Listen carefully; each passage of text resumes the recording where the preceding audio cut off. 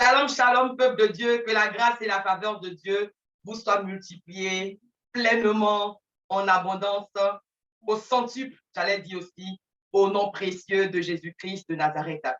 Nous sommes là ce matin, n'est-ce pas, parce que le Seigneur a bien voulu déposer un message dans notre cœur afin de partager avec le peuple de Dieu dans le but tout simplement d'édifier quelqu'un, de fortifier quelqu'un, d'encourager quelqu'un et d'instruire quelqu'un. Alléluia. Parce que la parole de Dieu, elle est esprit et vie et aussi, n'est-ce pas, elle instruit, elle conseille, elle bâtit des vies, elle bénit. Alléluia. Alors, je prie véritablement que nos cœurs soient réceptifs afin que la parole de Dieu puisse trouver une très bonne place afin de germer des fruits et de bons fruits, afin que, n'est-ce pas, nous nous convertissons selon que Dieu le veut au nom de Jésus. Amen. Nous pouvons acclamer le Seigneur. Alléluia. Nous lui disons merci parce qu'il fait de nous à des pierres vivantes. Nous sommes en vie et que toute la gloire revienne à notre Seigneur Jésus-Christ de Nazareth. Alléluia. Amen. Bien-aimés, sachez que Jésus-Christ, le Fils de Dieu, est venu une première fois sur la terre, sous la forme humaine, comme nous. Amen. Il a habité parmi nous dans ce monde faisant du bien. Il a souffert la mort pour le salut de tous ceux qui croient en lui. Amen. Sa résurrection, son ascension, nous communique une période de grâce depuis plus de 2000 ans. Amen.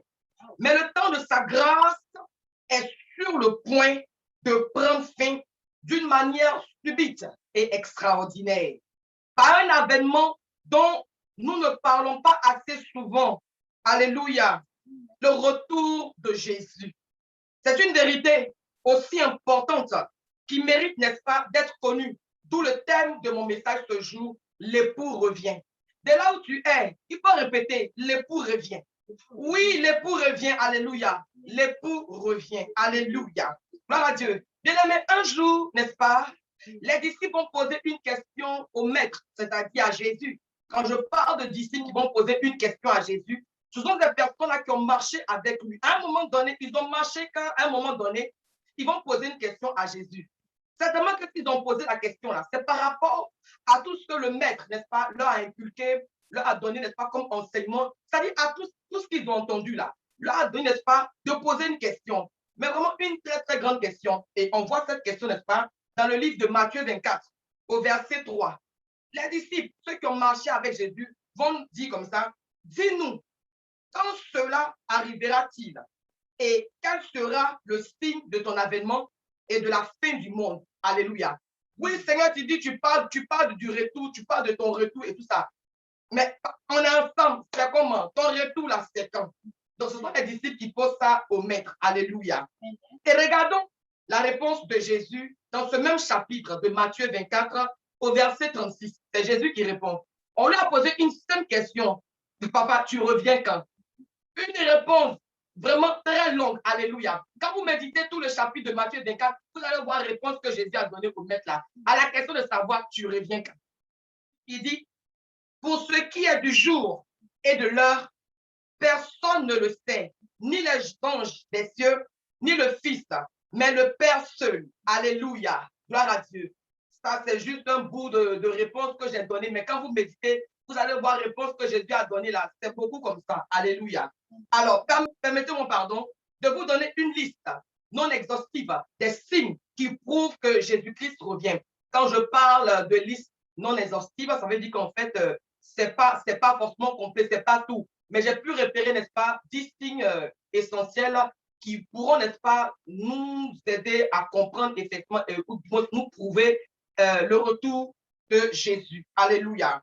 Vous pouvez noter, je vais aller tout doucement pour que vous puissiez noter au moins les versets afin de pouvoir, n'est-ce pas, les parcourir après. Alors, donc, je suis en train de dire que je veux donner, n'est-ce pas, une liste de 10 signes qui prouvent que Jésus revient bientôt. 1, le comportement des gens. Le comportement des gens. Et tu peux voir cela dans le livre de 2 Timothée 3, versets 1 à 5. 2, la progression du satanisme. Tu peux le voir dans 1 Timothée 4, versets 1 à 2. 3, l'idolâtrie. Romains 1, verset 25. Et 4, les sectes. 2 Pierre 2, versets 1 à 3. 5. Les faux prophètes. Acte 20, verset 29. Apocalypse 2, versets 20 à 22. 6. Le déclin du christianisme et la persécution des chrétiens. Romains 1, versets 21 à 23. Jean 16, versets 2 à 3. En 7, les catastrophes naturelles. Matthieu 24, verset 7. 8, la pauvreté. Matthieu 24, verset 7. 9, les guerres et les conflits internationaux. Matthieu 24, verset 7. 10, les hostilités à l'égard d'Israël. Matthieu 24, verset 5. Alléluia. Et nous constatons effectivement que plusieurs de ces prophéties, n'est-ce pas, se sont accomplies. Gloire à Dieu. Alors, après cette introduction, nous allons maintenant passer à une autre vitesse. Alléluia. Et à ce niveau-ci, j'aimerais que nous ouvrons nos Bibles dans le livre de Matthieu 25, du verset 1 au verset 13. Et c'est cela, notre texte de base, qui va nous accompagner dans le message que nous allons annoncer aujourd'hui sur le retour de l'époux. Amen. Alors, le royaume des cieux sera semblable à 10 vierges qui, ayant pris leur lampe, allèrent à la rencontre de l'époux. 5 d'entre elles étaient folles et 5 sages. Les folles, en prenant leur lampe, ne prirent point d'huile avec elles. Mais les sages prirent avec leur lampe de l'huile dans des vases. Comme l'époux tardait, toutes s'assoupit et s'endormit. Au milieu de la nuit, on cria, voici l'époux, allez à sa rencontre. Alors toutes ces vierges se réveillèrent et préparèrent leur lampe. Les folles dirent aux sages, donnez-nous de votre huile, car nos lampes s'éteignent. Les sages répondirent, non, il n'y en aura pas assez pour nous et pour vous. Allez plutôt chez ceux qui en vendent et achetez-en pour vous. Pendant qu'elles allaient en acheter, l'époux arriva. Celle qui était prête entrait avec lui dans la salle des noces et la porte fut fermée. Plus tard, les autres vierges vinrent et dirent, Seigneur, Seigneur, ouvre-nous. Mais il répondit, je vous le dis en vérité, je ne vous connais pas. Veillez donc, puisque vous ne savez ni l'heure ni le jour. Alléluia. Est-ce qu'on peut fortement acclamer la parole du Seigneur? Alléluia. Gloire à Jésus-Christ de Nazareth. Amen, amen. Voyez ici, n'est-ce pas, c'est une parabole que Jésus donne à ses disciples. Et ça, c'est à la suite de la question que les disciples ont posée, à savoir, quand est-ce que Jésus-Christ revient? Quand est-ce que l'époux revient? Alléluia. Donc, Matthieu 25, verset 1 à 13, est tout de suite logique. Amen. À la question que les disciples posent comme question.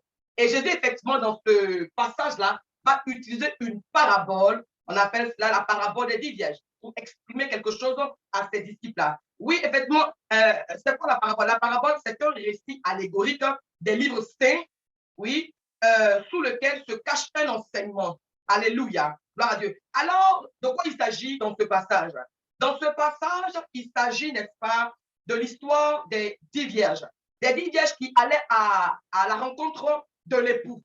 D'abord, il faut savoir, n'est-ce pas, comment la scène se passe. Gloire à Dieu. Et ce que je vais expliquer. En Israël, quand il y a un mariage, il y a un groupe de jeunes filles qui arrivent et attendent dehors. Alléluia. Qui attendent dehors, en fait, le cortège des mariés. Car c'est le mari qui fait rentrer la mariée de façon très spéciale. Et donc, dans une grande joie, une grande célébration, il fait rentrer la mariée dans sa maison. Et les jeunes filles sont assises, alléluia, dans un endroit bien défini, avec des lampes. Gloire à Dieu. C'est en ce moment que les jeunes filles aussi, avec leurs lampes, profitent pour entrer avec le cortège, qu'elles soient invitées ou pas. Dans tous les cas, c'est la fête et Dieu fait grâce à qui il veut. Alors, nous allons définir certaines notions et voir ce que cela représente dans le monde spirituel. Alléluia. Qui sont les 10 vierges? C'est qui l'époux? hein, de quoi il s'agit quand on parle de l'arrivée de l'époux. Sachez, n'est-ce pas, que les 10 vierges, c'est tout simplement l'Église, c'est-à-dire l'ensemble des chrétiens. Et l'époux, c'est effectivement Jésus-Christ. Amen. Et l'arrivée de l'époux, n'est-ce pas, c'est le retour de Jésus. Gloire à Dieu. Amen. Alors, la Bible dit que les 10 vierges avaient quelque chose en commun. Les 10 vierges avaient quelque chose en commun. Alléluia. Elles étaient vierges, sans tache ni ride. Éphésiens 5, verset 27 nous parle de cela. C'est-à-dire, elles vivaient dans la pureté. Elles vivaient dans la sainteté. Elles vivaient dans la consécration. Alléluia. Gloire à Dieu. Et elles étaient toutes belles. C'est d'ailleurs pour cela, n'est-ce pas, que elles avaient eu l'occasion d'aller à la rencontre de l'époux. Amen. Maintenant, elles arrivent attendant le cortège à un endroit bien défini parce que ce n'était pas encore le temps de rentrer dans la salle des noces, c'est-à-dire dans la maison de l'époux. Alléluia. Et la Bible dit dans Matthieu 25, verset 5, à un moment donné, l'époux tardait. Alléluia. Et en réalité, c'est de là que le problème va partir. Le problème va partir au moment où on dit que l'époux tardait. À cette période-là, à cette saison-là, en ce moment-là, de l'époux tardait, c'est là que va surgir tout le problème. Alléluia. L'époux tardait. Peuple de Dieu, l'époux peut tarder dans nos vies. Amen. Amen. L'époux peut tarder dans nos vies, mais cela ne veut pas dire qu'il n'est pas là ou qu'il ne viendra pas. Alléluia. Gloire à Dieu. Aujourd'hui, nous voyons plusieurs chrétiens, plusieurs personnes qui ont donné leur vie à Jésus, qui vivent dans la consécration, qui vivent, n'est-ce pas, dans la pureté, qui vivent dans la sanctification. Alléluia. Qui suivent les préceptes, qui méditent la parole de Dieu, qui jeûnent, qui intercèdent, qui ont une bonne attitude. Alléluia. Mais quand l'époux tarde, quelle est notre position? Quelle est notre position quand l'époux tarde? Alléluia. Parce que la Bible dit ici, n'est-ce pas, que l'époux tardait. Alors, de ce fait-là, elles se sont assoupies. Alléluia. C'est-à-dire, elles dormaient et elles dormaient même profondément. Alléluia. L'apostasie. Aujourd'hui, l'Église est devenue une Église apostate. Alléluia. C'est-à-dire, le sommeil spirituel dans l'Église, le manque de foi, hein, le manque de foi, l'incrédulité, le doute, l'abandon de la foi. Alléluia. Il y a plusieurs personnes ici qui se posent la question, n'est-ce pas, qu'est-ce qui se passe dans ma vie? L'époux tarde. Mais bien aimé, l'époux qui tarde, alléluia, c'est ton miracle qui doit arriver. Alléluia. L'époux qui tarde, c'est ton mariage qui doit arriver. L'époux qui tarde, alléluia, c'est ta bénédiction qui doit arriver. L'époux qui tarde, alléluia, c'est ta prospérité, ta paix, ta joie, ton bonheur, ta guérison, ton élévation, ton travail, alléluia, ta percée, alléluia, ta richesse. C'est ce qui doit arriver. Alléluia, amen, amen. Parce que la Bible nous dit, dans le livre de Marc 16, verset 17, alléluia, que les signes accompagneront ceux qui auront cru. Les signes pour attester que Dieu est dans nos vies, ce sont les réponses, les visitations divines, les déblocages, les miracles que nous recevons de lui. Amen. Par exemple, si aujourd'hui, tu as une guérison qui se manifeste dans ta vie, c'est l'époux qui t'a visité. Alléluia. Plusieurs aujourd'hui, quand ils n'ont pas la réponse à leur requête, à leurs problèmes, alléluia, ils deviennent apostates. C'est-à-dire, ils ne croient plus en rien. Ils jettent l'éponge. Et pourquoi pas, ils retournent, n'est-ce pas, à leur vomissement. Gloire à Dieu. Combien de personnes viennent à l'église, mais qui ne sont dans un sommeil spirituel? L'apostasie a gagné les cœurs. Amen. Et la Bible précise que parmi les 10 vierges, il y avait 5 sages et 5 qui étaient folles. Alléluia. Mais pourquoi elles étaient qualifiées de folles et de sages? Amen. Vous savez, à un moment donné, Dieu dit il va faire la sélection. Il va faire l'élection. Amen. Dieu va faire la sélection de ses appelés. Il va faire la sélection des vrais et des faux. Alléluia. Il dit dans le livre de Matthieu 13, verset 3, l'ivraie et le blé. Il dit laissez l'ivraie et le blé croître ensemble. Alléluia. Et au jour de la récolte, on fera un tri. Amen. Gloire à Dieu. Donc, voici les 10 vierges qui ressemblent à l'ivraie et au blé. elles dorment là. Elles sont à l'église avec leur lampe. Mais au moment où il était presque temps de rencontrer le l'époux, la différence va se manifester. Gloire à Dieu. La Bible dit, les 5 sages avaient leur lampe allumée. Gloire à Dieu. Parce qu'elles ont pris le soin de prendre assez d'huile. Elles ont pris le soin, alléluia, de faire une réserve. Elles ont pris le soin, alléluia, oui, de faire une réserve, de prendre une mèche pour alimenter la lampe. Pendant qu'elles dormaient, leur lampe était allumée.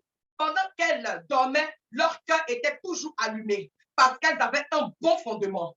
Elles avaient la parole. La lampe allumée, c'est la parole. Alléluia. Et malgré leur sommeil, elles avaient la parole qui donne la vie en elles. Alléluia. Gloire à Dieu. Mais les 5 folles, leur huile était finie. C'était des personnes qui avaient la tête en l'air. Elles n'ont pas été capables de faire des réserves dans leur lampe. Et justement, c'est pour ça que leur lampe était éteinte. Aujourd'hui, Jésus a besoin des hommes et des femmes qui savent garder des réserves d'huile. Alléluia. L'huile, c'est le Saint-Esprit. L'huile, c'est l'onction. L'huile, c'est la puissance, la dynamique de Dieu. Alléluia. Dans les derniers temps, Dieu n'a pas besoin, amen, des gens qui font des miracles. Mais il a besoin des gens qui peuvent garder leur lampe allumée. Alléluia. Laisse-toi soit éclairé, car ta lumière arrive. Ésaïe 60, verset 1. Dieu a besoin de personnes qui sont éclairées, alléluia, par le Saint-Esprit, car le Saint-Esprit alimente la parole. Amen. Aujourd'hui, nous prêchons, nous intercédons, nous faisons le ministère. Mais la question que je veux que nous nous posons est-ce que nous sommes convaincus que c'est le Saint-Esprit qui nous alimente? Alléluia. Quand nous marchons même dehors, tout ce que nous faisons, est-ce que c'est véritablement le Saint-Esprit qui nous alimente? Est-ce que nous sommes alimentés en fait par l'huile? Gloire à Dieu. Parce que quand il y a l'huile dans la lampe, elle apporte la lumière dans les ténèbres de nos vies. Quand il y a l'huile dans la lampe, n'est-ce pas, elle apporte les réponses, les solutions dans nos vies. Alléluia. La Bible dit, l'époux arrive et l'époux arriva. Alléluia. Le problème n'est pas que tu dormes, mais le problème est que, est-ce que tu as une réserve d'huile? Cette réserve d'huile nous donne la lumière. Cette réserve d'huile, n'est-ce pas, nous donne la force. C'est l'onction. Il faut qu'il y ait une réserve d'huile en nous. Alléluia. Les 5 vierges avaient, alléluia, cette réserve d'huile, cette dynamite qui va rentrer dans la célébration de la fête des noces. Sans l'huile, tu es limité. Sans l'huile, alléluia, tu es limité et tu ne peux pas rentrer dans la salle des noces. Sans l'huile, tu seras toujours limité dans ta vie. Amen, amen. Alors, si tu veux régner dans cette vie difficile et pénible, tu dois avoir une réserve d'huile, l'onction, le Saint-Esprit, la parole avec toi. Amen. Amen. Et donc, les 5 vieilles sages sont rentrés dans la salle des noces, la tête haute, quand l'époux arriva. Alléluia. Amen. Quelle sera ta position, bien-aimé, quand l'époux viendra? Quelle sera ta position quand Jésus viendra dans ta vie? Quelle sera ta position? Quelle sera ta position? Quelle sera ta position quand l'époux viendra? Quelle sera ta position quand Jésus-Christ viendra? Quelle sera ta position? Quelle sera ta position? Bien, mais quelle sera ta position quand l'époux viendra? Quelle sera ta position quand l'époux viendra? Alléluia. Parce que, bien aimé, oh, alléluia, la Bible a annoncé, n'est-ce pas, dans ce passage-là, que l'époux allait arriver. Alors, dans l'attente de l'époux qui allait arriver, les femmes là, les 10 vierges là, à un moment donné, la Bible nous dit que l'époux tarda. Et donc, de ce fait-là, elles se sont assoupies, elles se sont endormies, et même profondément. Ça veut dire que ça ressemblait comme si l'époux n'allait jamais venir. Ça veut dire qu'il n'allait plus jamais revenir. Effectivement, souvent même de nos jours aujourd'hui là, tu donnes un rendez-vous, on appelle ça le faux rendez-vous. Tu donnes un rendez-vous à un frère, une soeur, et puis tu n'apparais pas, et ça ne te dit rien, tu n'as pas même vous t'excuser. Alléluia. Gloire à Dieu. Donc, c'est ça. Ici là, ils ont attendu. Elles ont attendu. Le peuple, tout le monde a attendu. Mais l'époux dit, il arrive, mais il est où? C'est comment? Mais le temps passe. Ils mangent, ils boivent, ils se reposent. L'époux n'est pas là. Et puis, ça dort, profond sommeil. À un moment donné, tu entends, l'époux est là, c'est gâté, des bandades. C'est-à-dire que celui qui était nu s'est mis à s'apprêter. Il n'y a pas le temps à perdre. Alléluia. L'époux dit, il arrive, et il arriva. Alors, la question que je te pose, bien aimé, quand l'époux viendra là, quelle sera ta position? Quelle sera ta posture? Quel sera ton statut? Gloire à Dieu. Alléluia. Alors, je vois ces 5 vierges folles comme des gens qui ont demandé quelque chose à Dieu. Un travail, le mariage, la guérison, les finances, la prospérité, l'élévation, la promotion, la paix, la joie, la délivrance, la bénédiction. Ça dit, elles ont demandé quelque chose. Alléluia. Gloire à Dieu. Et au moment où la chose arrive, elles ne prient plus. Elles ne sont plus dans la présence de Dieu. Elles manquent d'onction. Alléluia. Toi, tu demandes quelque chose et puis c'est toi qui n'es pas où la chose doit arriver. Alléluia. C'est-à-dire que si la chose doit arriver à la gare de Bassam, enfin, à un endroit bien donné, tu ne vas pas t'arrêter là, tu ne vas pas rester là pour attendre. Tu vas demander, tu n'attends pas. C'est-à-dire que toi, tu estimes que non, ça dure trop, quoi. Or, on t'a promis que la chose arrive. Toi, tu te dis non, il fait trop chaud, le temps me chicote. C'est bon, si il n'est pas de la qu'à laisser. Mais il faut partir. Il faut partir. C'est toi qui ne vas pas avoir ce que tu as demandé. Sinon, que l'époux qui a dit va venir, il va venir. Sinon, quand il dit va venir, effectivement, il va venir. Plusieurs aujourd'hui dans l'église demandent des choses au Seigneur, interprètent, jeûnent et prient, font leurs offrandes, apportent leurs dîmes, font ce qu'il convient de faire. Mais ça dit que eux, ils veulent avoir ce qu'ils veulent là, au moment marqué par eux. C'est-à-dire que le temps là, c'est eux quoi. Genre, moi, j'ai demandé, il faut que vraiment, quand on dit fais marque là, je dois avoir ça, sinon c'est bon. Mais c'est la carte, bon, il faut laisser. Il faut laisser.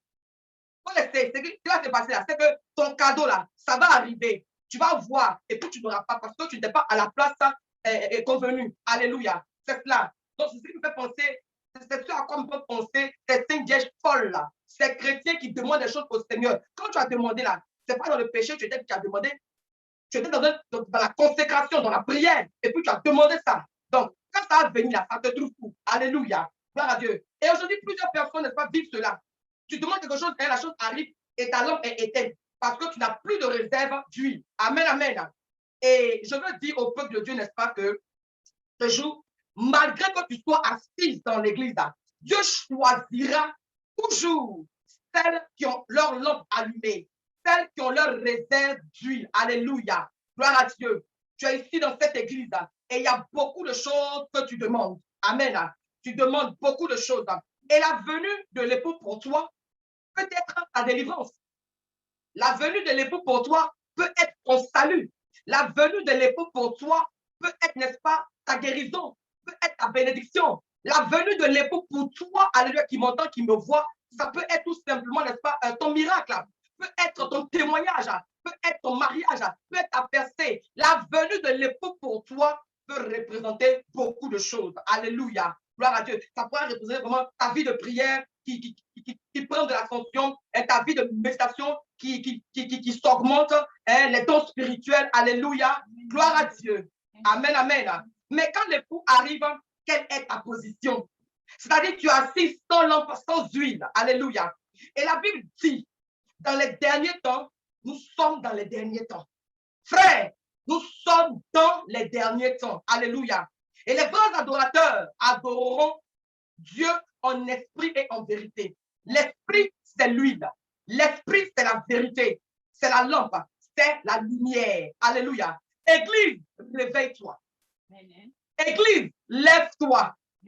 Nous sommes dans les derniers temps. Le temps où nous devons manifester la puissance de l'onction.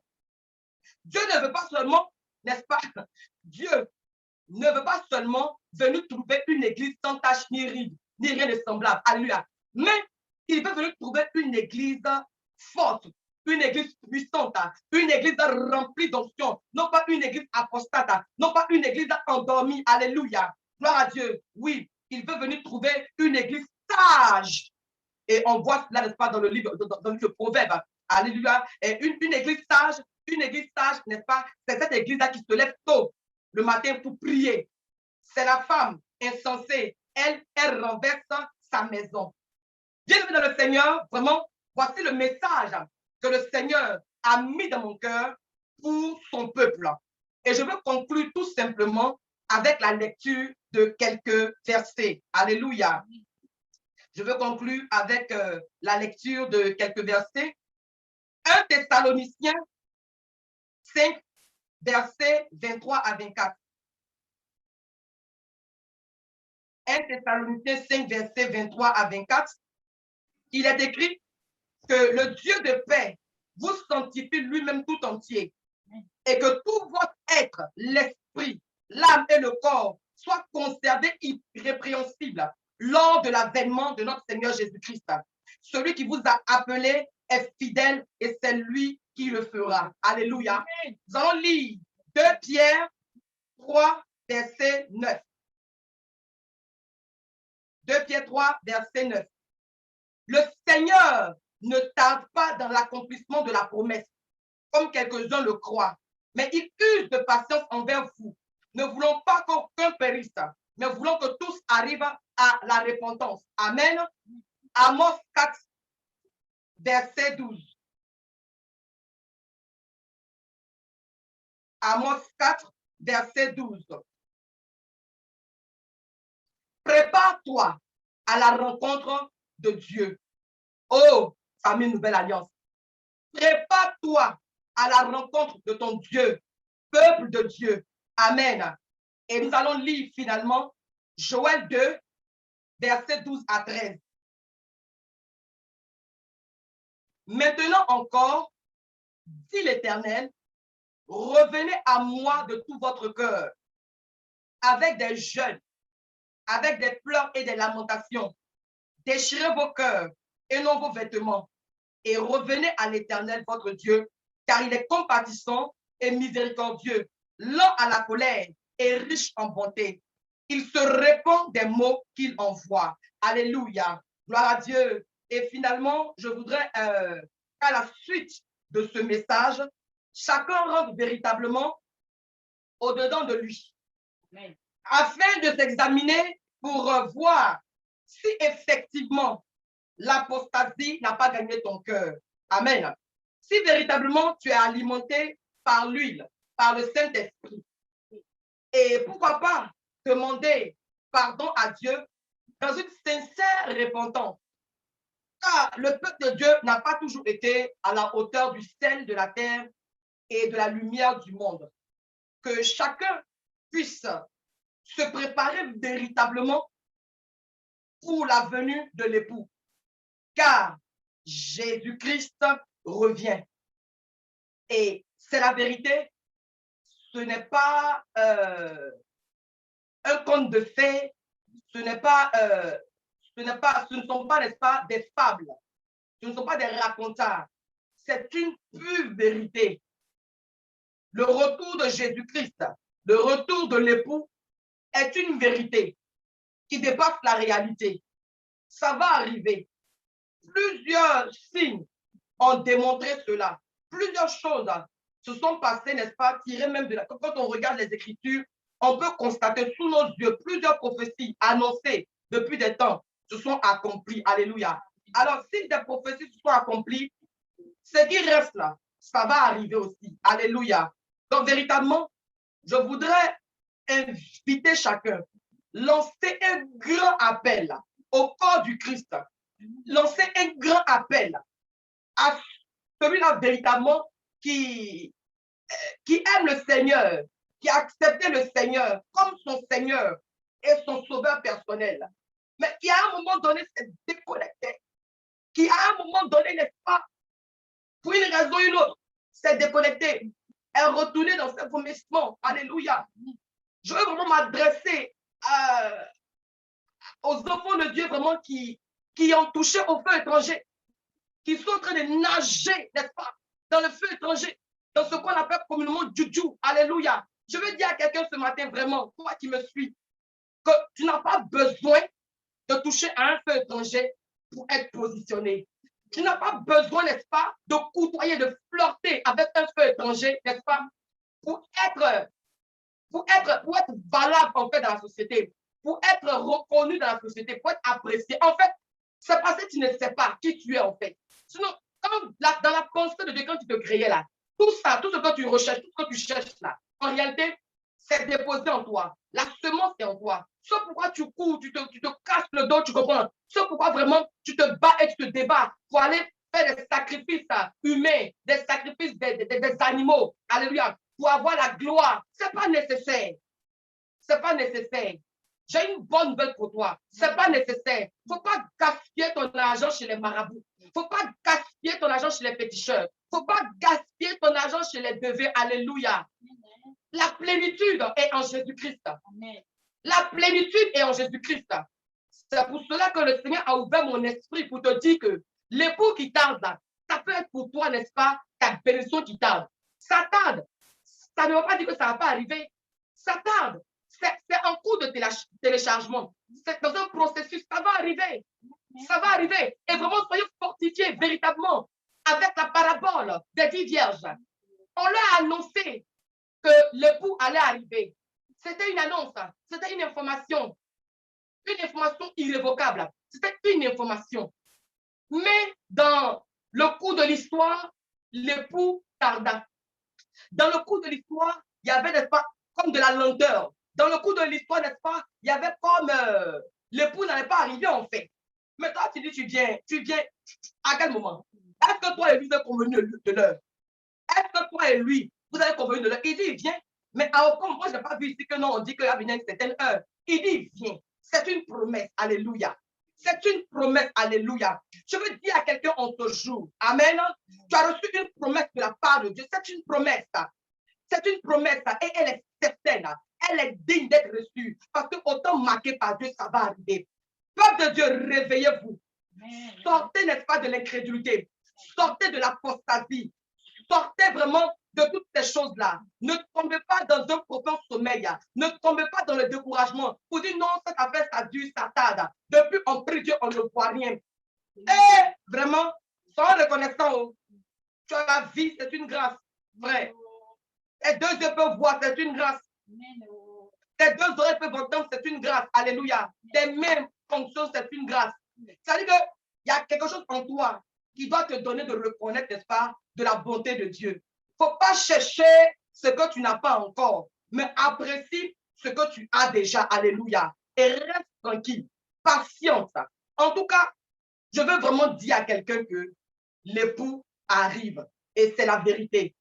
Et je voudrais véritablement que nous nous préparons. En tant qu'épouse, il faut te préparer. L'épouse de Jésus. Épouse, il faut te préparer. Parce que si tu as une épouse et que l'époux arrive, et puis c'est toi qui es vilaine, c'est toi qui es bizarre, c'est toi qui es sale, un époux réfléchi ne peut pas te prendre. Un époux qui est réfléchi, il ne peut pas te prendre. Ça dit que toi et lui, en tant que fiancé, n'est-ce pas, vous êtes accordé certaines choses là. Vous avez dit beaucoup de choses à lui là. Maintenant, au jour du mariage même là, c'est toi qui es bizarre. Or, à l'époque, tu portais de belles tenues. À l'époque, vraiment, tu étais propre. À l'époque, tu étais sage. À l'époque, tu priais. On te retrouvait dans tout genre de prières. Tu aimais le Seigneur. Tu avais le zèle. Tu avais la flamme. Ça, c'est avant l'arrivée de l'époux. Bon, quand il arrive là, il doit te trouver où? Il arrive et puis c'est toi, il trouve, n'est-ce pas, au banc des moqueurs. C'est toi, il trouve dans la drogue. C'est toi, il trouve, n'est-ce pas, dans la prostitution. Mais attends de toi à moi. Il t'aime trop qu'on va te prendre. Non. Il te donne du temps pour que tu te prépares davantage. Quand il va arriver là, il faut qu'il dise, waouh, oh ma femme, rentrons dans la salle des noces. Et effectivement, on a vu quand l'époux est arrivé, les 5 sages, elles sont rentrées parce que, bon, elles vraiment, elles étaient dignes. Elles ressemblaient vraiment à une épouse digne qui devait être prise pour rentrer dans la salle. Les autres là, on ne la voyait pas parce qu'elle n'avait pas de lumière. Ça dit qu'en fait, regardez quelque chose, elles sont 10. Les 10 sont alignés là comme ça, les 10 sont là. Mais les 10 là, il y a 5 qui ont la lumière, qui reflètent en fait la lumière, qui donnent un reflet. Voyez-vous? Et les 5 autres là, il n'y a pas de lumière. Oh, elles sont présentes. Mais attends, je vais prendre ce qui peut faire que vraiment je puisse t'identifier en tant qu'épouse. c'est la lumière que tu reflètes en fait. Donc du coup, ces cinq-là, elles ont été prises pour rentrer dans la salle. Et les autres, en fait, c'était ténèbres, c'était obscurité. Donc, elles sont restées tranquillement, tranquilles, alléluia. Voyez-vous? Et c'est là, au moment où les pots arrivent là, elles vont demander lumière. Non, si les femmes la donnent pour elles là, l'intensité de la lumière a diminué. Et c'est parce que l'époux les voit, alléluia. Alors, il faut briller vraiment très fort, alléluia. Comment tu brilles? Tu brilles par ta consécration, tu brilles par ta vie de prière, tu brilles, n'est-ce pas, par ta sanctification, tu brilles par beaucoup de choses, par la méditation de la parole de Dieu, tu brilles par toutes ces choses-là. Plus tu te nourris de la parole de Dieu, plus tu t'exerces, tu t'engages dans la prière, dans l'intercession, dans le jeûne, vraiment, toutes ces choses-là. Davantage, tu grandis, tu te bonifies, ta lumière s'intensifie. Mais les femmes là, c'est-à-dire qu'elles sont restées comme ça, elles n'ont rien cultivé, elles ne se sont pas fatiguées, quoi. Alléluia. Genre, l'époux vient, qu'il vient, et puis bon, voilà, quoi. Non, l'époux qui vient, tu dois te préparer. L'époux qui vient, n'est-ce pas, tu dois te préparer, tu dois être prête. Alléluia. Peuple de Dieu, préparons-nous à cet avènement glorieux. Préparons-nous autant que nous pouvons. Préparons-nous vraiment dans tous les sens. Extérieurement comme intérieurement. Préparons-nous à tous les niveaux. Alléluia. Conservons-nous purs. Conservons-nous. Alléluia. Parce que l'époux revient. Et vraiment, ce qui va se passer ce jour-là, Dieu se le sait. Amen. Ce qui va se passer ce jour-là, Dieu se le sait. Préparons-nous pour le retour du Seigneur. Préparons-nous pour le retour de Jésus-Christ.